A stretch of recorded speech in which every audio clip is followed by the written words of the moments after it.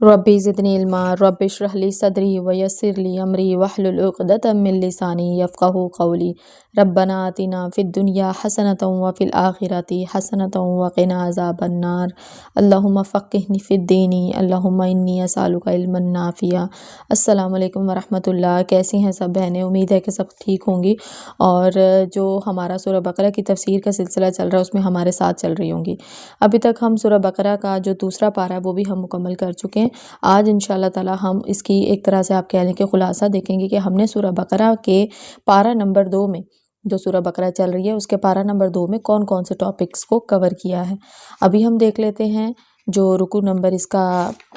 वैसे तो रुकू नंबर 1 बनेगा लेकिन 17वां रुकू बनता है सूरह बकरा का। अगर आप लोग अपने मुसफ़ जो हैं वो साथ साथ खोल लें तो आप लोगों को बहुत ही मज़ा आएगा। एटलीस्ट आप जब पेज पलटेंगे, आप जब चीज़ को ख़ुद देखेंगे तो तब आपको ज़्यादा अच्छे से चीज़ समझ में आती है। अभी हम देख लेते हैं कि जो शुरू का टॉपिक है वो बेसिकली क्या था। शुरू में कुछ ऐसा हुआ था कि जब आप सल्लल्लाहु अलैहि वसल्लम मक्का में थे तो उस वक्त जब वो खाना काबा की तरफ मुँह करते थे तो खाना काबा की बैक की तरफ उनका मुँह बैतुल मुक़द्दस की तरफ भी हो जाता था, यानी कि मस्जिद अक़सा की तरफ। लेकिन जब वहाँ से मक्का से हिजरत करके जब मदीना गए तो वहाँ पर उनको यहूद की वजह से ये और अल्लाह ताला के हुक्म की वजह से बैतुल मुक़द्दस की तरफ मुँह करके नमाज़ पढ़नी पड़ती थी। और आप सल्लल्लाहु अलैहि वसल्लम बहुत ही ज़्यादा जिसे कहते हैं ना अल्लाह ताला के हुक्म का इंतज़ार करते थे और आसमान की तरफ देखा करते थे कि कब वहाँ से हुक्म आएगा और वो दोबारा से खाना काबा की तरफ मस्जिद हराम की तरफ मुँह करके नमाज़ पढ़ेंगे। उनकी शदीद ख्वाहिश थी और यहाँ पर अल्लाह ताला ने उनकी वो ख्वाहिश पूरी कर दी और नमाज के दौरान ही जो है वो अल्लाह ताला ने हुक्म दिया और नमाज के दौरान ही रुख जो है वो खाना काबा की तरफ किया गया। और यहाँ पर जो यहूद हैं और जो मुशरिकीन उन्होंने बहुत ज़्यादा तमस्खुर उड़ाया और बहुत ज़्यादा तंग किया मुसलमानों को कि इनका तो किबला ही एक नहीं है, ये तो जब दिल करता अपना किबला तब्दील कर लेते हैं। और इस तरह से उन्होंने बहुत तकलीफ़ें पहुँचाई और यहाँ पर अल्लाह ताला ने आज़माइश भी करनी थी मुशरिकीन की, यहूद की और फिर मुसलमानों की भी आज़माइश थी। और मुसलमान तो वो थे कि जो आप सल्लल्लाहु अलैहि वसल्लम पर जान छिड़का करते थे और जो आप सल्लल्लाहु अलैहि वसल्लम के एक इशारे पर उनका हुक्म माना करते थे और आगे से कोई सवाल नहीं करते थे। लेकिन असल आज़माइश थी यहूद के लिए और मुशरिकीन के लिए। मुशरिकीन तो तमस्खुर उड़ाते थे, मज़ाक उड़ाते थे, लेकिन जो बाकी आप देख लें जो यहूद थे और ईसाई थे वो मस्जिद अक़सा की तरफ किस तरह से पढ़ते थे। उन्होंने उसका भी एक उनका किबला नहीं था, वहाँ पर भी वो मगरिब और मशरिक़ की तरफ नमाज़ पढ़ा अपना जो इबादत थे वो किया करते थे। और मुसलमान जो हैं वो इस आज़माइश में पूरे उतरे और जो मुनाफ़िकीन थे और जो इस्लाम के दुश्मन थे उनको भी उनके बारे में भी मुसलमानों को पता चल गया। और इसके बाद हमारा यहाँ पे जो टॉपिक है वो चल रहा है आगे। अगर हम इस वक्त मुसहफ़ पकड़ के बैठे हैं तो हमें मालूम हो जाएगा कि आगे जो टॉपिक है वो है सब्र के बारे में कि किस तरह से जब आपको तकलीफ़ें दी गईं, आप सल्लल्लाहु अलैहि वसल्लम को मुसलमानों को तकलीफ़ें दी गईं तो फिर अल्लाह ताला ने कहा कि आप सब्र से और नमाज से जो है वो अल्लाह ताला की मदद तलब करें और फिर सब्र करने की तलकीन दी गई। और इसके अलावा फिर आगे सफ़ा और मरवा का टॉपिक आ जाता है। और सफ़ा और मरवा का टॉपिक यहाँ पर क्यों आया है, क्योंकि जब हज का हुक्म दिया गया था तो उसमें ये था कि मुसलमान ये समझते थे कि सफ़ा मरवा पे क्योंकि मुशरिकीन जो है वो अपने बुतों के लिए जो है वो दौड़ा करते थे तो उनको लगा कि शायद अगर हम ये वाला काम अभी मुसलमान होकर करेंगे तो फिर क्या होगा कि इसका हमें गुनाह मिलेगा। तो यहाँ पर बड़ा क्लियरली बता दिया गया कि ऐसा कुछ में नहीं होगा और ये अल्लाह ताला का हुक्म है और इसे लाजमी करना चाहिए। सफ़ा मरवा पर जो 7 चक्कर लगाए जाते हैं। और इसके अलावा हिदायत आ जाने के बाद उसको छुपाने वालों पर लानत की गई और जब तक वो तौबा नहीं कर लेते उनकी तौबा नहीं कबूल की जाएगी। और ये आपको मालूम है कि जब हम ये कुरान पाक पढ़ रहे हैं तो हमें थोड़ा सा माइंड में रखना है बैकग्राउंड भी कि जब ये आयत नाजिल हो रही थी तो उस वक्त क्या हालात थे। उस वक्त जो यहूद थे और ईसाई थे इनके पास तो किताबें जो मौजूद थी उनमें तो आप सल्लल्लाहु अलैहि वसल्लम की पेशन गोइयाँ की गई थी और इनको साफ साफ मालूम था कि यही हैं वो मोहम्मद जिनका जिक्र किया गया है उनकी किताबों में। लेकिन उन्होंने क्या किया था, उन्होंने इनकार किया था। और यहाँ पर हिदायत जो है वो सबसे बड़ा तो यही इनकार उनका जो था वो यही था कि उन्होंने हिदायत को छुपाया था, जो हिदायत आप सल्लल्लाहु अलैहि वसल्लम के ज़रिए से लोगों को पहुँचनी थी। ठीक है। اور ان کو آپ صلی اللہ علیہ وسلم کے پاس جو بھی وحی آتی تھی وہ جبرائیل علیہ السلام کے ذریعے سے آتی تھی، اور جبرائیل علیہ السلام اللہ کا پیغام ہی آپ صلی اللہ علیہ وسلم کو دیتے تھے اور وہ آگے وہی پہنچاتے تھے. لیکن جو اللہ تعالیٰ نے اپنی باقی کتابوں میں لکھا ان کو ماننے والوں نے ان کو چھپایا، اور اس لیے یہاں پر ان کے لیے پھر یہ بات کی گئی. تو اگر ہم اپنی طرف یہ اگزامپل کرتے ہیں کہ ہم جو مسلمان ہیں ہمارے پاس بھی جب ہدایت آ جائے، ہم پر حق کھل جائے اور ہمیں اس چیز کا آئیڈیا ہو جائے کہ ہمارے اللہ تعالیٰ ہم سے چاہتے کیا ہیں، تو ہمیں بھی پھر دوسروں تک وہ میسج ضرور پہنچانا چاہیے. ہمیں بھی ہدایت کو نہیں چھپانا چاہیے، کیونکہ ہم نے جو یہاں پہ فرسٹ جو رکوع دیکھا ہے جہاں پر قبلہ تحویل قبلہ کا ذکر کیا گیا، وہاں پر یہ بھی بتایا گیا ہے کہ آپ نے جو ہے وہ وسط امت ہے، یعنی کہ آپ درمیان والی امت ہے، ہمیں درمیان والی امت بنایا گیا. اور جو بنی اسرائیل تھے ان کو معزول کر دیا گیا تھا، آپ کہہ لیں کہ اس پوسٹ سے، جیسے اب آج کے دور میں دیکھیں تو پوسٹ ہوتی ہے نا، تو جو ایک فیوریٹ قوم والی پوسٹ تھی وہاں سے ان کو معزول کر کے ہمیں اس جگہ پر ہمیں وہ مقام دے دیا گیا تھا. تو ہمیں اپنے مقام کو پہچاننا چاہیے، اور ہمیں کبھی بھی ہدایت آ جانے کے بعد اس کو چھپانا نہیں، بلکہ ہمیں دوسروں کو بتانا چاہیے، ہمیں اللہ تعالیٰ کا پیغام ان تک پہنچانا چاہیے. اور پھر اس کے بعد اللہ تبارک و تعالیٰ نے اپنی نشانیاں بتائی ہیں کہ زمین اور آسمان کیسے پیدا کیا گیا، کیوں پیدا کیا گیا، اور وہاں سے ہم کیا نفع کما رہے ہیں. کشتیوں کے ذریعے سے کتنے بڑے بڑے شپس ہوتے ہیں اور وہ کتنا زیادہ مال لے کر ایک جگہ سے دوسری جگہ لے کر جا رہے ہوتے ہیں، اور سمندر جو ہے وہ سیفلی ان کو وہاں تک پہنچا رہا ہوتا ہے. تو کیا اللہ تعالیٰ چاہیں تو وہ غرق نہیں ہو سکتے وہاں پر؟ اور زمین جو مردہ زمین ہوتی ہے، کتنی خوبصورت بارش آسمان سے اللہ برساتے ہیں، اور وہ زمین جو مردہ ہوتی ہے وہ زندہ زمین بن جاتی ہے، اس میں سے پھل پھول اور ہمارے لیے کتنا کچھ جو غلہ ہے وہ اگتا ہے وہاں سے، اور ہم بڑے کہہ لیں کہ شکر ادا کرتے ہوئے اللہ تعالیٰ کی نعمتوں کو انجوائے کرتے ہیں. اور اس کے علاوہ اللہ تعالیٰ نے اپنی نشانیاں ساری بتائیں، ہواؤں کے رخ کے بارے میں بتایا کہ کیسے وہ ہواؤں کا رخ بھی بدلتے ہیں. آسمان اور زمین میں جتنا کچھ ہے وہ سب ہمارے اللہ تعالیٰ کا بنایا ہوا ہے. اور یہ ساری نشانیاں کا بتانے کے بعد اللہ تعالیٰ نے پھر شرک کرنے والوں کے بارے میں بتایا کہ جب تمہیں نظر آتا ہے کہ سب کچھ اس پاک ذات نے بنایا ہے، تو جو تم اتنے اپنے ولیوں کو مانتے پھرتے ہو، ان کے پیچھے جاتے ہو، ان کو پوجتے ہو، تو وہ کیا کریں گے آخرت میں؟ وہ بیزار ہوں گے. اور جب وہ ان کو پوجنے والے پیشوا جو ہوں گے، وہ جب اپنے ان کو بیزار دیکھیں گے، جن کو وہ دنیا میں جن کے ذریعے سے مدد طلب کرتے تھے، جن مزاروں پہ پیروں فقیروں کے پاس جاتے تھے، ٹھیک ہے، تو وہ جب وہاں پر اپنے ان پیروں کو اپنے آپ سے بیزار دیکھیں گے تو وہ کہیں گے کہ یا اللہ ہمیں دوبارہ دنیا میں بھیج دے، جس طرح یہ ہم سے یہاں پر بیزار ہیں اسی طرح ہم دنیا میں ان سے بیزار ہو جائیں گے. تو جب ایک بار وہاں چلے جائیں گے تو کب بھیجے جائیں گے ہم دنیا میں؟ ہم دوبارہ دنیا میں نہیں آئیں گے.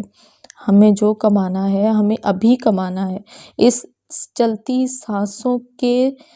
ساتھ ہی ہماری ہدایت چل رہی ہے. اگر یہ سانس بند ہو جائے گی تو ہدایت کا راستہ بھی جو ہے وہ بند ہو جائے گا. تو ہمیں اپنے گریبانوں میں جھانکنا ہے کہ کہیں ہم کسی پوائنٹ پہ آ کے ایسا شرک تو نہیں کر رہے، ہم گلے میں تعویذ تو نہیں باندھ رہے، ہم کسی مزاروں پہ تو نہیں جا رہے، ہم کسی پیروں فقیروں کے سے تو نہیں مانگ رہے مدد. ہمیں مدد تو صرف اپنے اللہ سے مانگنی ہے. اور ہمارے پروردگار نے تو قرآن پاک کے شروع میں جب سورہ فاتحہ ہمیں بتائی ہے تو ہمیں ساتھ یہ بھی بتا دیا اس میں کہ کس سے مدد مانگنی ہے. تم نے صرف اللہ تعالیٰ سے مانگنی ہے مدد. ایاک نعبد و ایاک نستعین. تو ہم نے یہ کبھی بھی نہیں بھولنا، کبھی بھی نہیں، کسی پوائنٹ پہ نہیں بھولنا. جتنی بڑی مرضی آزمائش آ جائے ہم نے اللہ کے سوا کسی سے نہیں مانگنا. اور ہمیں اپنے جو ہے نا پل پل کے اعمال کا جو ہے نا وہ حساب رکھنا چاہیے. اور اب آگے دیکھیں، اب آگے جو بتایا گیا وہ ہمیں اللہ تعالیٰ بتا رہے ہیں کہ شیطان جو ہے وہ انسان کا کھلا دشمن ہے. اچھا، ایک ہوتا ہے چھپا دشمن جس کے بارے میں ہمیں پتہ نہیں چلتا، لیکن ہم ایسے انسان ہیں نا کہ ہمیں اپنے اصل دشمن کی پہچان نہیں ہے. ہم سمجھ رہے ہوتے ہیں کہ ہم دنیا میں جو آزادی کے ساتھ پھر رہے ہیں یہ ہمارا اپنا ڈیسیجن ہے، یہ ہم سے کوئی نہیں کروا رہا. یقین کریں وہ ہمارا اپنا ڈیسیجن نہیں ہوتا، ہم کسی کی پیروی کر رہے ہوتے ہیں، ہم کسی کا حکم مان رہے ہوتے ہیں. اور یہاں پر ہم شیطان کا حکم مان رہے ہیں، کیونکہ شیطان کہتا ہے بے پردہ رہو، آزادی سے پھرو، جھوٹ بولو اور لوگوں کو نقصان پہنچاؤ، جو کر سکتے ہو کرو، وعدہ خلافی کرو، سب کام کرو، کچھ نہیں ہوتا، دیکھا جائے گا، یا کون دیکھ رہا ہے. اللہ تعالیٰ تو دیکھ رہے ہیں نا. جب ہم اپنے ایک ایک عمل کو جو ہے وہ اس چیز کو مائنڈ میں بٹھا لیں گے کہ ہمارے پاس تو پل پل کی خبر ہمارے اللہ تبارک و تعالیٰ کو ہو رہی ہے، تو ہم کیسے یہ سوچ سکتے ہیں کہ ہم کچھ بھی کر لیں گے اور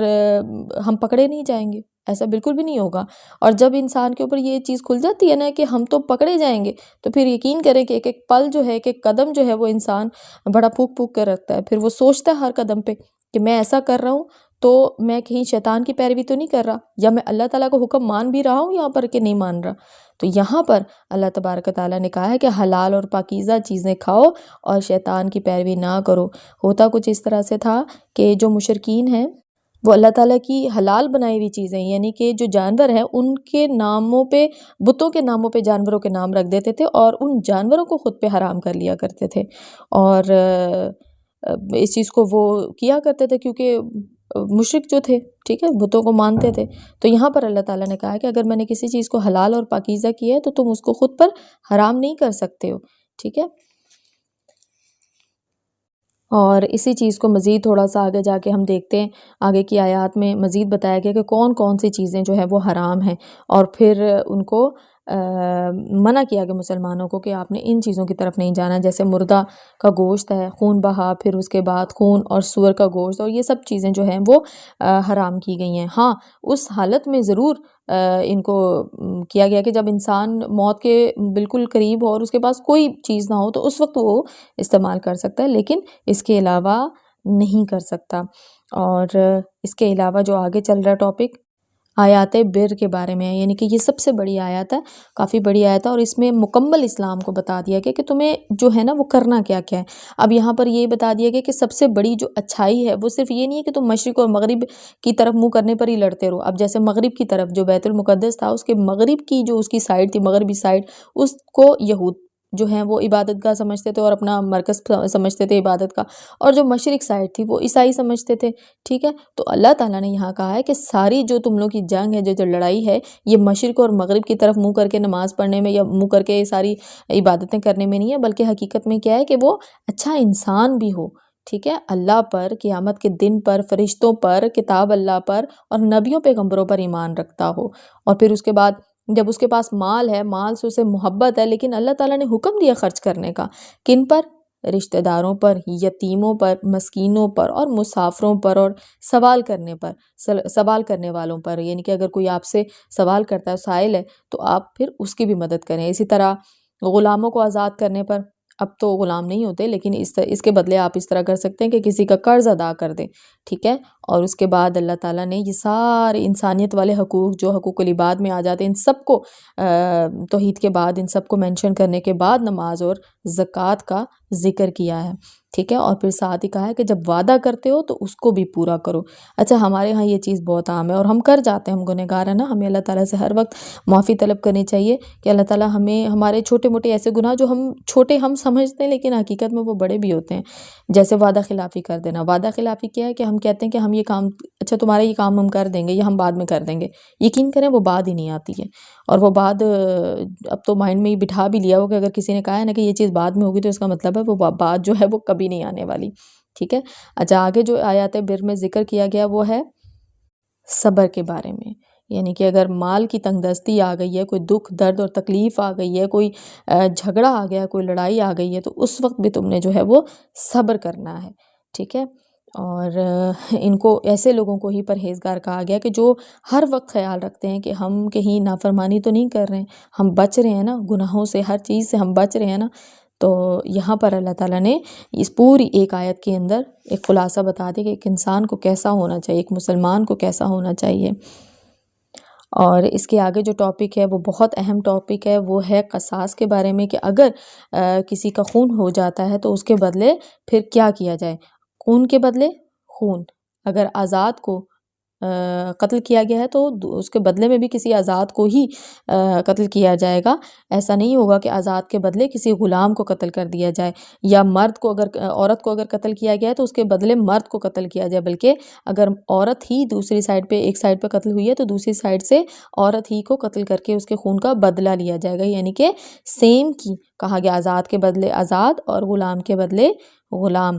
اور قصاص لینا جو ہے اس کو فرض کیا گیا ہے۔ ہاں یہ ہے کہ اس کے بدلے ایسا بھی ہو سکتا ہے کہ اگر کچھ مال دے کے کوئی قصاص ادا کرنا چاہتا ہو تو اس کی بھی اجازت دی گئی ہے۔ اس کے علاوہ یہاں پر ایک نیکسٹ جو آ رہی ہے منسوخ آیت آ رہی ہے وصیت کے بارے میں، کہ اگر کوئی وصیت کرتا ہے، مال چھوڑ جاتا ہے تو پھر اس کے بارے میں، لیکن وہ آیت کو منسوخ کر دیا گیا تھا وصیت کے بارے میں، اور اللہ تبارک و تعالیٰ نے ایک آپ کہہ لیں کہ پرماننٹ سلوشن دے دیا کہ جو وارث جو ہے وہ دنیا سے جا رہا ہے تو اس کے پیچھے رہ جانے والوں کا کیا کیا حصہ بنے گا اس کی جائیداد میں، ٹھیک ہے۔ آگے جو ٹاپک ہے وہ روزوں کے بارے میں ہے۔ روزے فرض کر دیے گئے تھے جیسے پہلے کی قوموں پر کیے گئے تھے، اور اسی طرح روزوں کی گنتی کے بارے میں کہا گیا ہے کہ 2 طرح کے لوگ روزہ چھوڑنا چاہیں، مجبوری ہے تو چھوڑ سکتے ہیں، ایک بیمار ہوتا ہے اور دوسرا مسافر ہوتا ہے۔ اگر کوئی بیمار ہے اور مسافر ہے تو وہ دور کا سفر کر رہا ہے اور ایسا سفر ہے جس میں مشقت بھی ہے اور وہ روزہ نہیں رکھ سکتا تو اس کو چھوڑنے کی اجازت دی گئی ہے، اور چاہے تو اس کے بعد وہ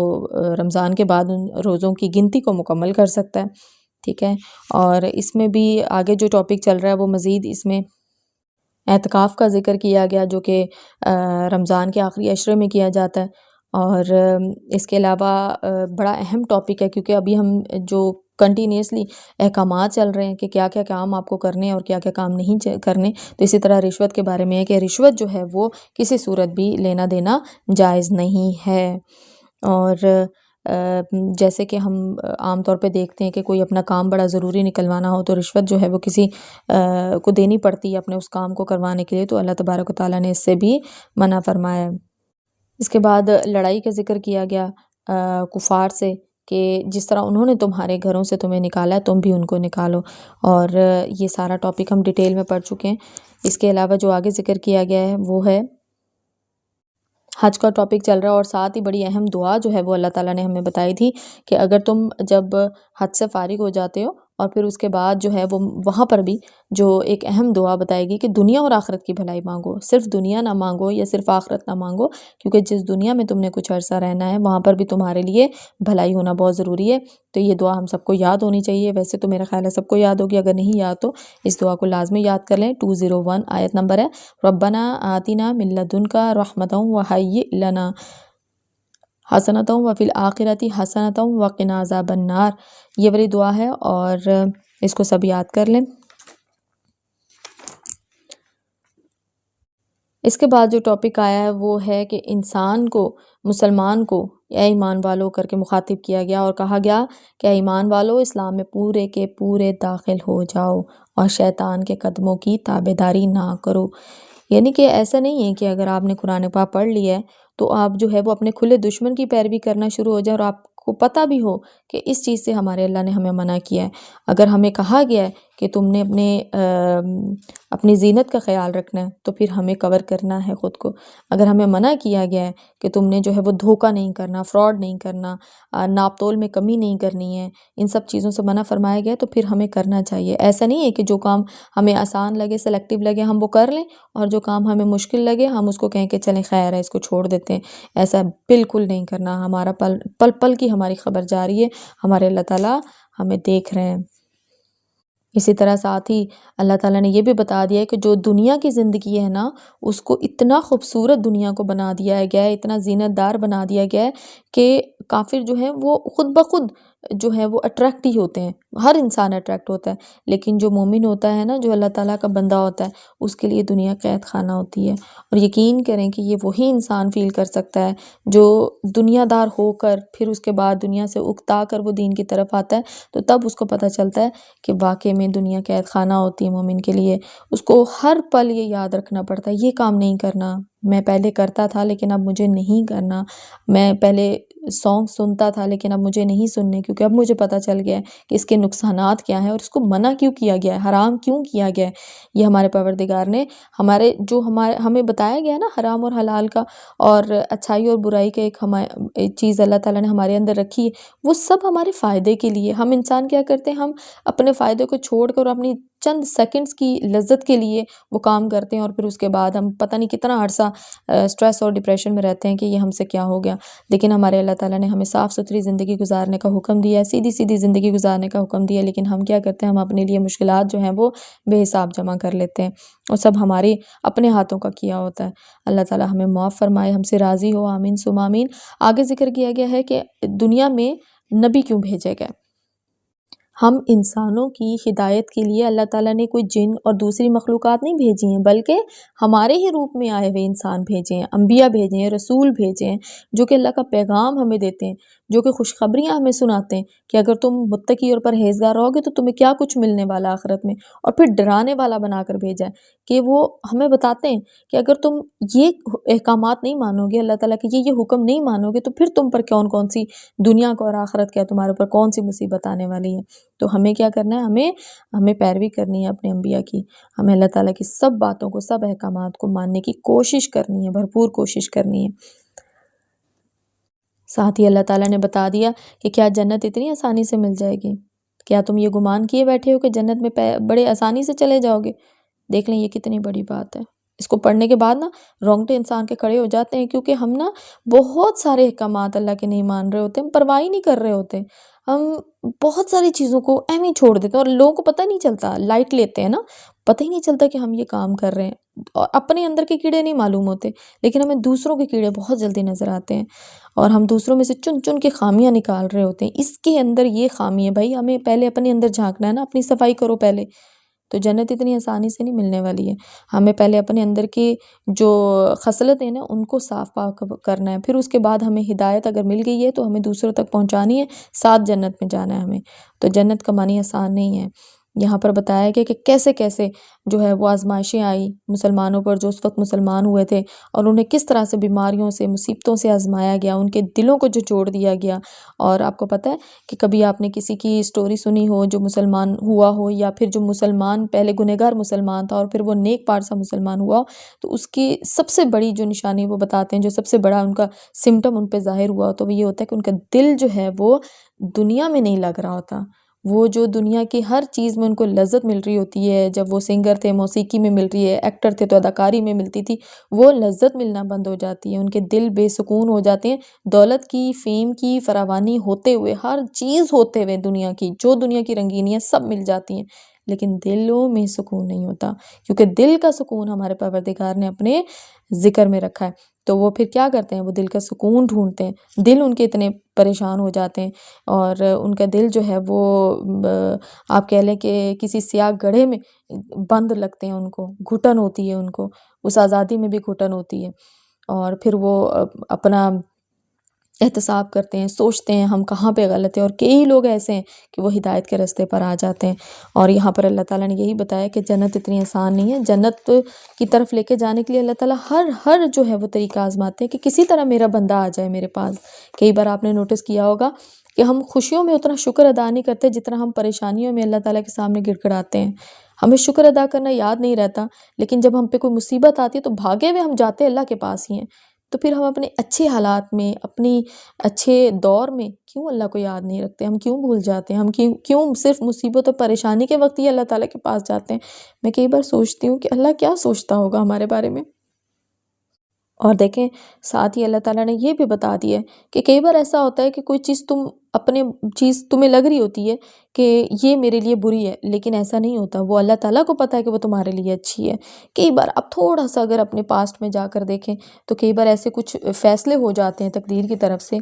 کہ ہم کہتے ہیں کہ نہیں یہ ہمارے ساتھ کیوں ہو گیا، اور اس نے تو ہمیں بہت نقصان پہنچایا، لیکن کچھ وقت گزرنے کے بعد ہم اس چیز کو ایڈمٹ کر لیتے ہیں کہ نہیں، وہ جو فلاں ٹائم میں برا ہوا تھا وہ اس اچھا ہونے کے لیے ہوا تھا۔ تو ہمیں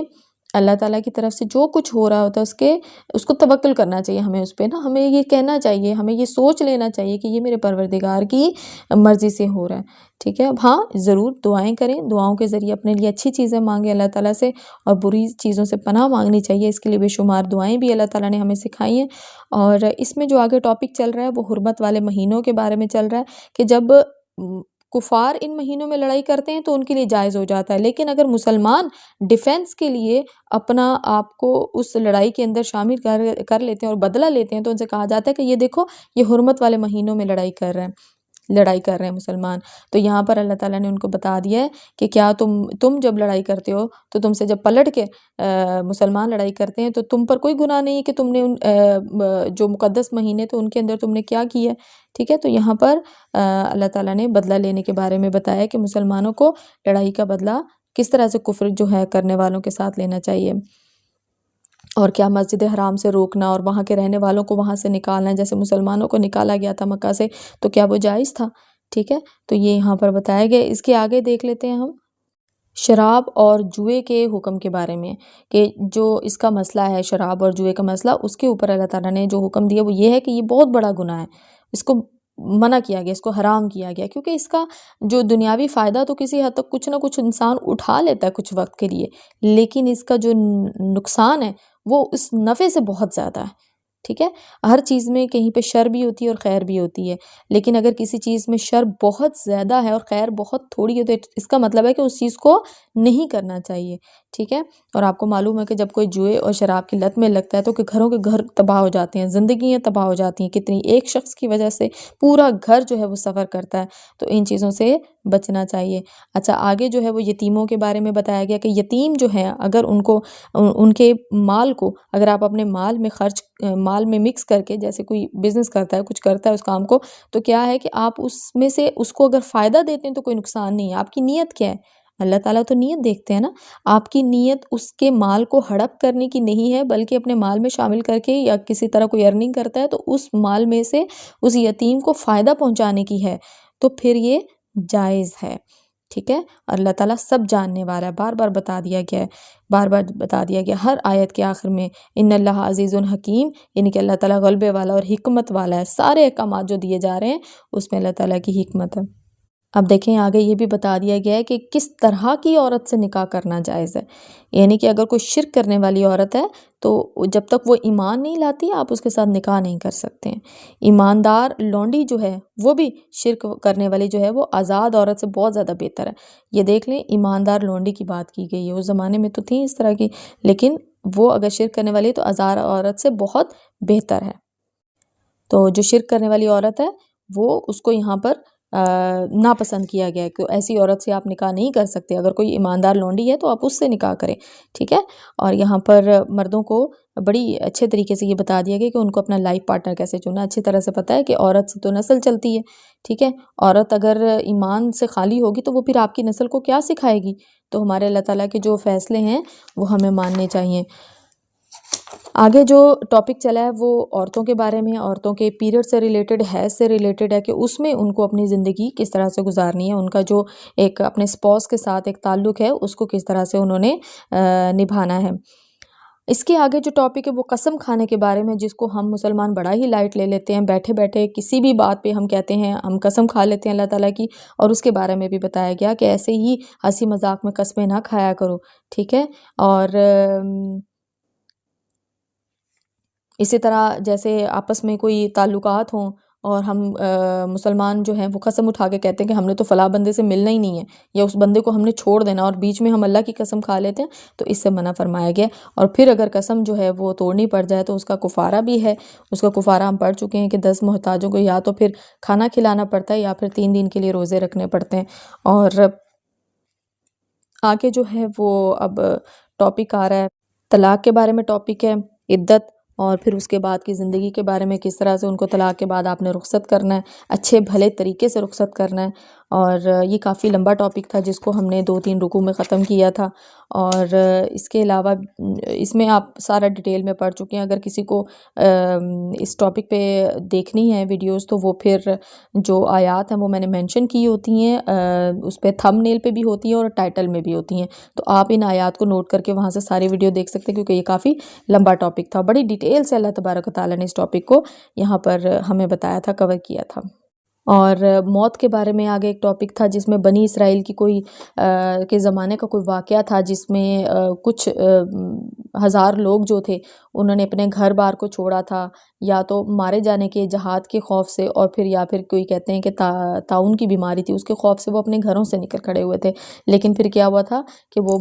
موت کے منہ سے نہیں بچ سکے تھے، وہاں پہ ان کو اللہ تعالیٰ نے باہر نکل جانے کے باوجود بھی ان پر موت آئی تھی، اور پھر جو ہے وہ زندہ نہیں بچے تھے۔ تو اللہ تعالیٰ کا جب حکم ہوتا ہے جہاں پہ موت نے آنا ہے وہاں پر موت نے آ کر ہی رہنا ہے، ایسا نہیں ہو سکتا کہ کوئی موت سے بھاگ سکے۔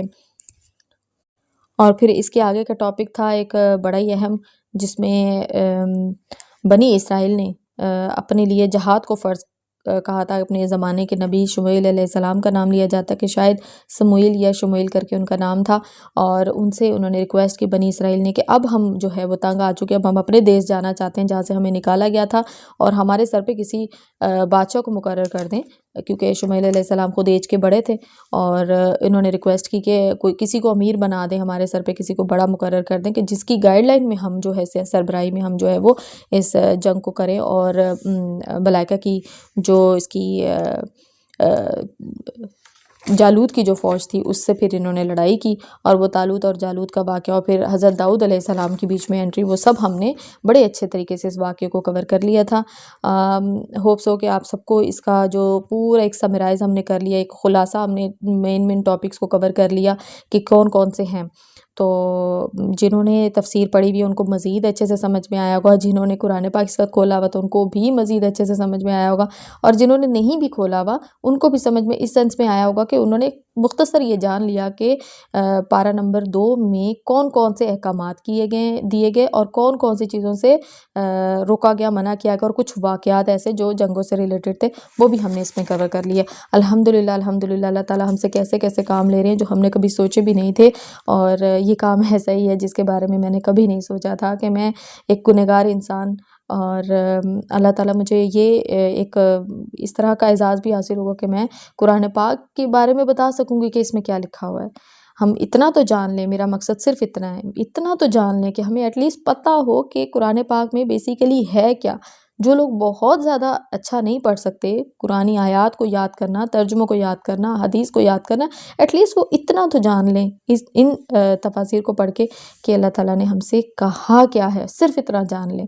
اور ہمارا مقصد صرف یہی ہے، اللہ تعالیٰ ہمارے سب گناہوں کو معاف فرمائے، ہماری اس چھوٹی سی کوشش کو قبول فرمائے، اور ہمیں مستقل مزاجی دے، اور ہمارے جو قلوب ہیں ان کو ثابت قدم رکھے۔